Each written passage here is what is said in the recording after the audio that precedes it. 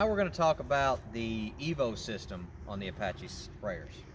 Very similar to the Pinpoint, but what we are going to look at here is we notice the solenoids are the same. So you're going to see as far as components go, the solenoids are going to be exactly the same between the EVO and the Pinpoint.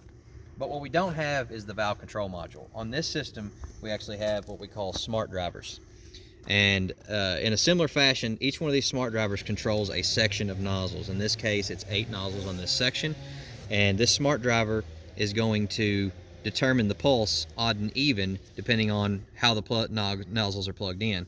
On each of these harnesses, you notice you've got a red and a green on this and a red and a white, which determines an odd or an even pulse. So every other nozzle is still going to remain a half cycle off from the one next to it, just like you would have in Pinpoint, but it's a little easier on the control. Each one of these smart drivers is tied to the center section where we have the brains of the operation.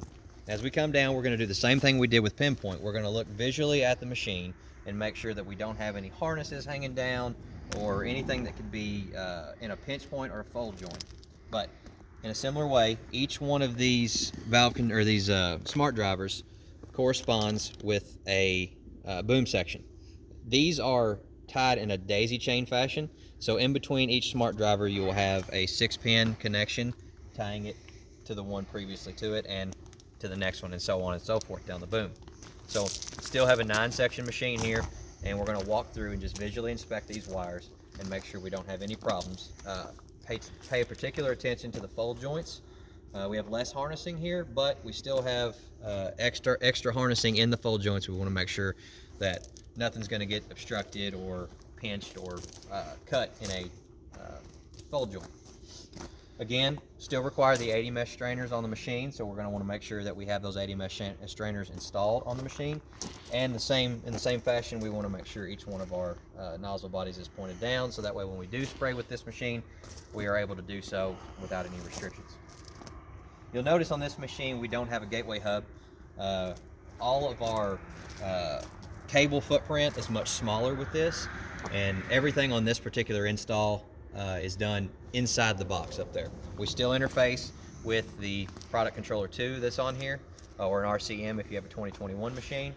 All that, we still have that interfacing, but what we're going to particularly pay attention to on the boom is the order in which the smart drivers are in. And so we're going to have our piece of paper and we're going to write down each one of the smart driver serial numbers as they correspond. So this one is SN02653. Again, we're just paying attention to the last 4 digits of that number and then visually inspecting the wiring.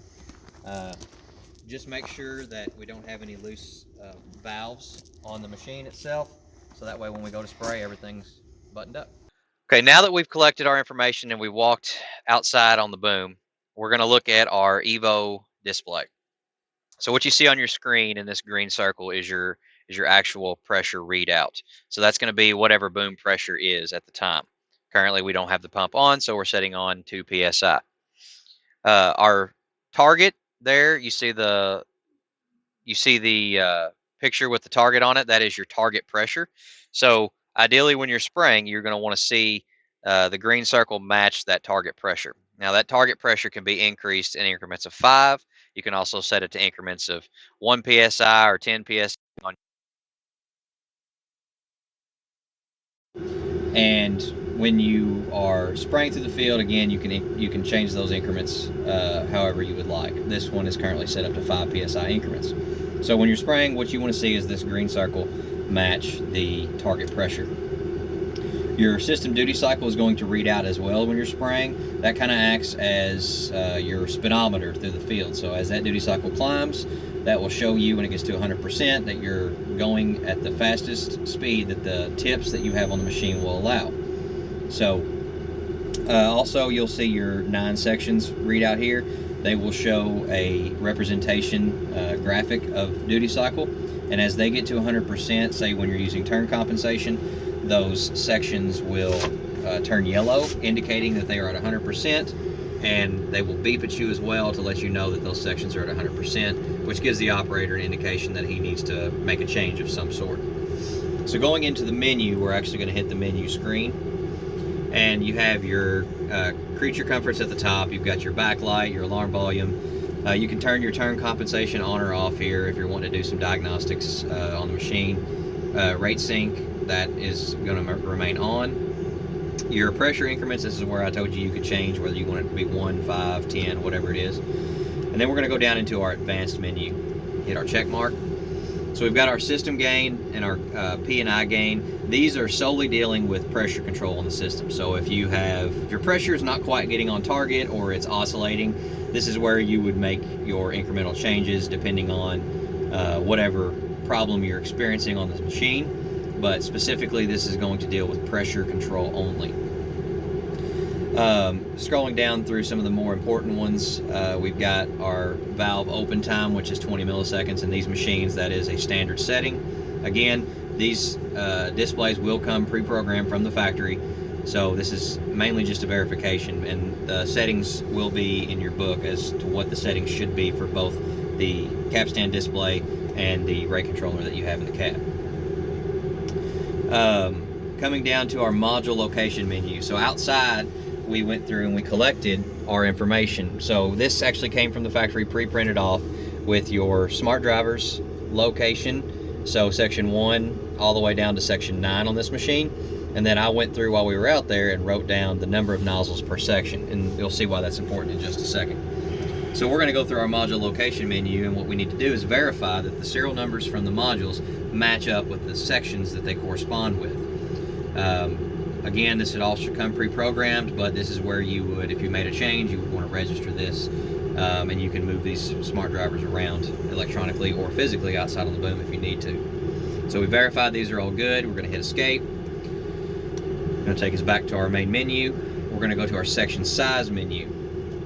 So on the section size menu, again, this is where I went through and wrote down how many nozzles were on each section, and we're just going to make sure that this number of nozzles matches. So if you were to make any changes or add a nozzle or change up any sections, this would need to be reflected here. This would also be good diagnostics to find out if you're actually got nozzles not functioning. You would be able to go in here and check and make sure that it matches the correct number of nozzles on the section. So now we're going to scroll down to our GPS menu.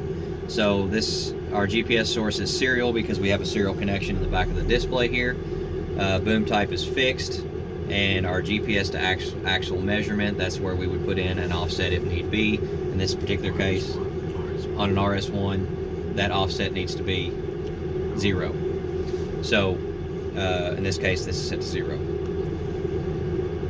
Down to our pump servo menu. This is where the settings, much like in the pinpoint, need to correspond with what the rate controller has in them. So servo min and max, 20 and 80. As you can tell, that's a standard across these machines, and it's also a starting point. May need to be adjusted in the field if need be, but 20 and 80 is our default settings for these. Nozzle cycle time, 1/10 of a second. Servo hold delay, 0 seconds. Input current load is set to off. Our low flow menu is disabled, so we don't need to go in there. Our PSI module menu. So this is set to pressure command because we are running a PC2 node, and we will need to use the pressure command function, much like in pinpoint, where we have to work against or work with a pressure controlling rate controller. So we are set to pressure command CMD. This is where we would put our sensor offset if need be, and our min and max settings on the pressure sensor that we're using. Diagnostics, again, is just where you can tell what's going on inside the system. It gives out some readouts for what you may need to be looking for, software revs and things like that. And then we also have an error log telling us that we have whatever errors have happened along with the timestamp. These all have error codes that correspond with the manual, kind of giving you more description as to what's going on. Okay, now we're going to jump over into our specific rate controller settings and pressure control settings here. Now, if you watch the pinpoint video, these are going to be identical to that as far as our starting point references go. So we're going to go into our gears. We're going to go into our product control settings. So our min and max PWM are going to be set 20 and 80, which are going to match into this EVO screen there. We are not running a standby pump PWM, so that's unchecked. and our pump PWM frequency is 60 hertz.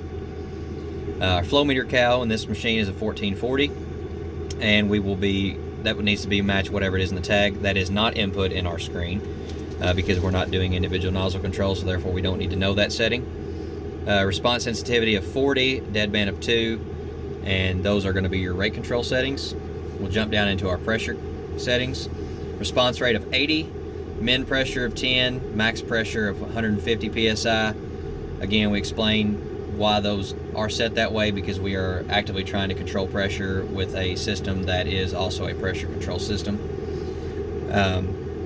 But these are the starting points. Again, these won't necessarily need to be adjusted much, but you might have to make some adjustments on the rate control side depending on what issues you're having as far as rate and pressure control go. I'm going to take a look at our GPS. So we're going to go in to our GPS, we're going to go to the gears, we're going to hit our satellite tab and go to our serial output configuration.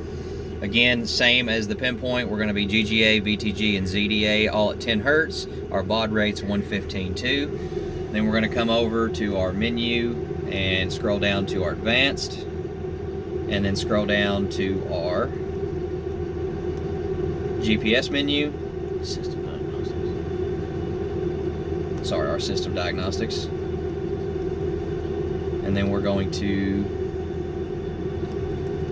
scroll down until we get to GPS baud rate, which is set to 115.200. The important thing is that our baud rates match here, indicating that we do in fact have GPS input into the system.